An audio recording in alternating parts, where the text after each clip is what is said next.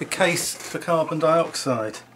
In British law, a defendant is innocent until proven guilty beyond reasonable doubt. In UN law, CO2 has been punished before the jury have even heard the case for the defence and has been labelled an official pollutant by Barack Obama and driven levels of taxation up worldwide. Now, if we look at CO2 compared to other pollutants, we notice an instant difference. It's required for life on Earth. And British sugar, among others, has showed experimentally the only known consequence of any atmospheric increase is an increase in plant growth. Nature deals with it naturally.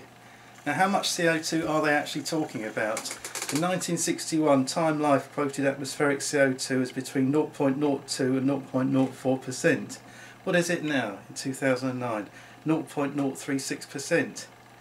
As global warming wasn't an issue in 1961, they quoted the normal range with no other agenda, but because it's a range and not a specific amount, these people are now claiming that 0.036% is something abnormal, which of course it isn't.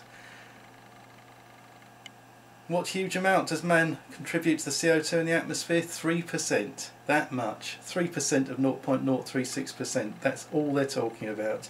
The sea currents, the volcanoes, the end of the ice age, and most of all the sun seems to have no place in the current obsession with emissions. You'd think nothing else could affect the climate, but it always has, and it's changed constantly before we admitted anything. Following the money is the clue. Al Gore's lecturer proposed the theory of global warming decades ago. He recanted, and that's then caused by Al Gore of being senile.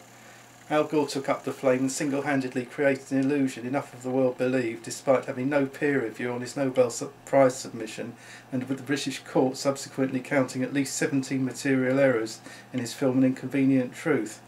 In fact, the only inconvenient truth is the money this scam generates for him, governments and energy companies through carbon credits and taxation. It restricts third world industry competing and diverts attention from the world's biggest issue, which is exponential population growth. Of course, if everybody carried on using the same amount of resources, it wouldn't matter. But if everyone increases exponentially, they're all going to use the same amount of resources times that extra number of people. So if you stop the people growing, the resources won't get used so much. Common sense and bloody obvious. Experiments have been carried out to show CO2 can't even trap heat in its current quantities and height in the atmosphere. NASA's own Aqua satellite found it displaces water vapour, which is more of a greenhouse gas, but something which is out of our control to create. Many physicists claim that there can be no greenhouse effect at all because the atmosphere isn't a closed system and you need to have walls or glass of some sort to create it. None of this reaches the BBC, most newspapers or any other news reports. The material is there but not reported as it can't exist while people claim we are changing the climate. Had polar bears really suffered, then the thousands of years with no polar ice at all would have killed them. No one thinks of that. We have to have a group worldwide who coordinates all the true evidence and pushes for the media to report it. While Prince Charles is chairing yet another seminar on climate change, another nail in the coffin is going into civilization. This creeps further and further ahead with nothing behind it at all except a well-organised machine of absolute rubbish. It has to stop now before we're all sent back to the Dark Ages. Thank you.